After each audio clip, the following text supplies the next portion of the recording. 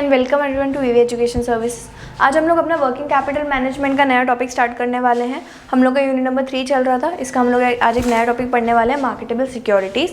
आप लोगों ने प्रीवियस लेक्चर्स में सारे लॉन्ग टर्म फाइनेंसिंग के जो इंस्ट्रूमेंट्स रहते हैं जैसे शेयर्स, डिबेंचर, ये सारी चीज़ें देख ली हैं, ठीक है। अपने प्रीवियस सेमेस्टर्स में ये सारी चीज़ें देखी है, लेकिन इन योर थर्ड सेमेस्टर आपको अपना पूरा मतलब वर्किंग कैपिटल मैनेजमेंट आपके सब्जेक्ट का नाम है, तो वर्किंग कैपिटल में करंट एसेट्स और करंट लायबिलिटीज़ आती हैं, ठीक है। तो यहाँ पर हम लोग सारी चीज़ों को शॉर्ट टर्म में डील करने वाले हैं, तो इसलिए हम लोग यहाँ पर लॉन्ग टर्म कैपिटल के टूल्स नहीं, शॉर्ट टर्म कैपिटल के टूल्स पढ़ रहे हैं। मतलब अगर आपको कम टाइम के लिए कहीं से पैसा अवेलेबल करवाना है अपने बिजनेस में, तो आपके पास कौन कौन से इंस्ट्रूमेंट्स होते हैं to finance your business for a short period of time, तो हम लोग उसको मनी मार्केट इंस्ट्रूमेंट्स बोलते हैं। और आज हम लोग कुछ मनी मार्केट इंस्ट्रूमेंट डिस्कस करने वाले हैं।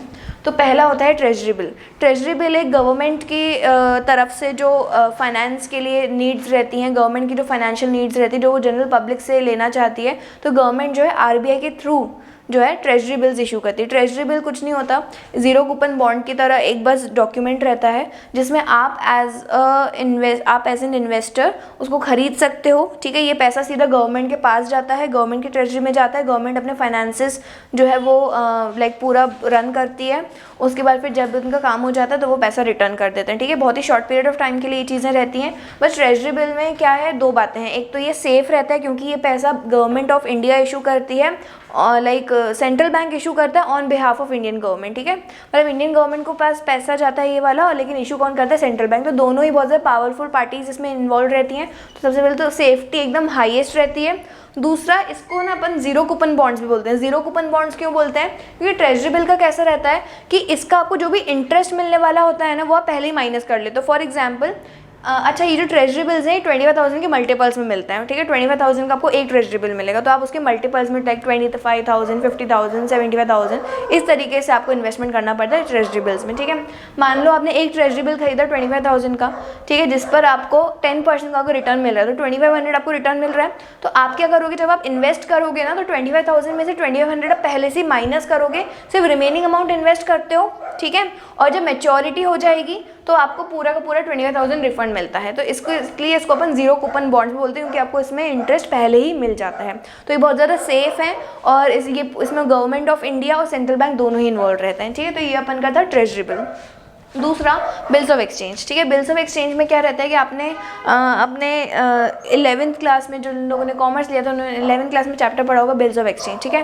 तो बिल्स ऑफ एक्सचेंज में आपने क्या करा था, जैसे एक पर्सन है ए, एक पर्सन है बी, ठीक है। इन लोगों ने ए ने बी को सामान बेचा है उधार पे, ठीक है। ए ने बी को सामान बेचा है क्रेडिट पे, तो अब ए ने एक बिल मतलब एक पेपर पे लिख कर दिया होगा कि B will promise to pay this amount on this date, ठीक है। और उसमें बी की साइन होती है, तो उसको अपन लोग बोलते हैं बिल्स ऑफ एक्सचेंज। अब देखो, ये जो बिल है ए के लिए एसेट है क्योंकि उसको इसके वजह से पैसे मिलने वाले हैं नियर फ्यूचर, और बी के लिए ये सेम बिल लाइबिलिटी हो जाती है। तो आप लोगों ने सुना होगा बिल रिसीवेबल और बिल्स पेबल, तो ये ए के लिए बिल रिसीवेबल हुआ, बी के लिए यही वाला बिल्स पेबल हुआ, ठीक है। तो ये जो बिल है जब तक मैच्योरिटी हो तब तक ये ए के पास रहता है, ठीक है। अब जिसके पास ये बिल है उसको अगर समझो बीच में पैसों की ज़रूरत पड़ जाती है, ठीक है। मेरे पास एक बिल्स ऑफ एक्सचेंज रखा है और इसकी मैच्योरिटी 3 महीने बाद की है, बट मुझे आज ही पैसों की ज़रूरत पड़ गई, तो मैं इसको लिक्विड भी कर सकती हूँ। कैसे कर सकती हूँ, मैं इसको फाइनेंस भी कर सकती हूँ। मैं जाऊँगी अपने बैंक के पास, उनको ये बिल दे दूँगी, उसके अगेंस्ट में मेरे को वो लोग उसका अमाउंट दे देंगे, कोई डिस्काउंटिंग चार्जेस कट करके, ठीक है। तो वो अमाउंट मैं अपने बिजनेस में मीनवाइल यूज़ कर सकती हूँ। जब भी मैच्योरिटी हो जाएगी तो मेरे ए जो मतलब जिस पर्सन से मुझे पैसा मिलने वाला था वो मुझे पैसे दे देगा, और फिर मेरे बैंक अकाउंट से बैंक ले लेता है, ठीक है। तो इस तरीके से जो है बिल्स ऑफ एक्सचेंज पूरा वर्क करता है। तो देखो, आपको शॉर्ट टर्म फाइनेंस की ज़रूरत है, अपने किसी भी मतलब बिल को गिरवी रखकर एक तरीके से आपने उस टाइम फाइनेंस अरेंज कर लिया। तो ये भी तो एक बिजनेस के लिए एक अच्छा ऑप्शन हो गया कि अगर आपको बहुत ही शॉर्ट टर्म के लिए फंड्स चाहिए तो आप बिल्स ऑफ एक्सचेंज के थ्रू भी ले सकते हो। दूसरा था certificate of deposits. Certificate of deposit जो है वो जो रेप्यूटेड कंपनीज रहती हैं वो इशू करती हैं, ठीक है। जैसे अगर रिलायंस हो गया, टाटा हो गया, तो ये लोग सर्टिफिकेट ऑफ डिपॉजिट इशू कर सकती हैं। ये एक अनसिक्योर्ड बोरोइंग रहती है। अनसिक्योर्ड मतलब क्या, इसके अगेंस्ट में आपको कुछ कोलेटरल नहीं रखना होता है। आप ये बस जैसे अगर मैं रिलायंस हूँ तो मुझे अगर बहुत ही शॉर्ट टर्म के लिए पैसों की ज़रूरत पड़ गई अचानक से, समझो 1 या 2 महीने के लिए सिर्फ, तो मैं मार्केट में सर्टिफिकेट ऑफ डिपॉजिट इशू कर सकती हूँ अपनी कंपनी के नाम पे। शेयर्स जैसे ही रहते हैं, बस ये बहुत ही शॉर्ट टर्म के लिए रहते हैं, ठीक है। ये बियरर फॉर्म में होता है, मतलब मैं इसको ट्रांसफ़र भी कर सकती हूँ। अगर मैंने किसी कंपनी का सर्टिफिकेट डिपॉजिट लिया है लेकिन मुझे आज पैसों की जरूरत पड़ गई तो मैं इसको शेयर्स की तरह नेगोशिएट भी कर सकती हूँ, बेच भी सकती हूँ आगे। तो सर्टिफिकेट ऑफ डिपॉजिट्स में क्या रहता है कि अगर किसी रेप्यूटेड कंपनी जिसकी मार्केट में गुडविल अच्छी है तो वो सर्टिफिकेट ऑफ डिपॉजिट इशू कर सकती है बहुत ही शॉर्ट पीरियड ऑफ टाइम के लिए, और ये अनसिक्योर्ड होता है लेकिन इस पर इंटरेस्ट अच्छा मिल जाता है क्योंकि बहुत ही शॉर्ट टर्म के लिए रहता है। तो सर्टिफिकेट डिपॉजिट इट वॉज, ठीक है।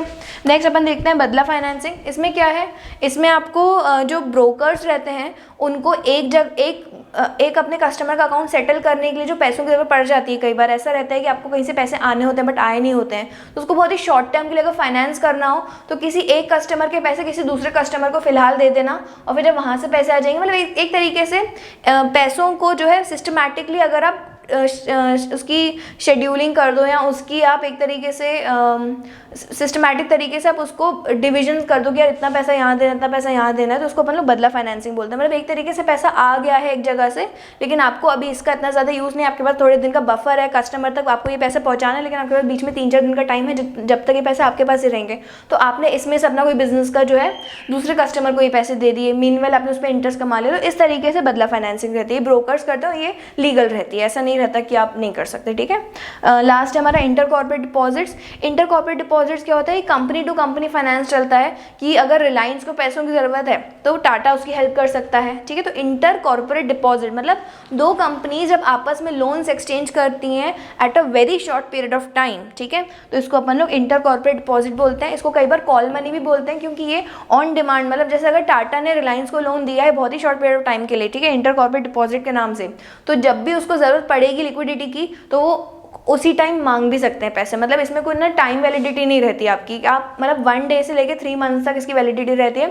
इसके बीच में अगर किसी कंपनी जिसने लोन दिया है, जिसने ICD दिया है, तो वो कभी भी ऑन डिमांड अपने पैसे वापस ले सकता है, मतलब बहुत ही शॉर्ट नोटिस पे, ठीक है। तो इसलिए इसको अपन लोग इंटर कॉर्पोरेट डिपॉजिट बोलते हैं और उसका दूसरा नाम कॉल मनी भी होता है। ये दो कंपनीज के बीच का फाइनेंस रहता है, ठीक है। आई होप आपको ये सारे इंस्ट्रूमेंट समझ आ गए होंगे। Thank you so much for watching the video.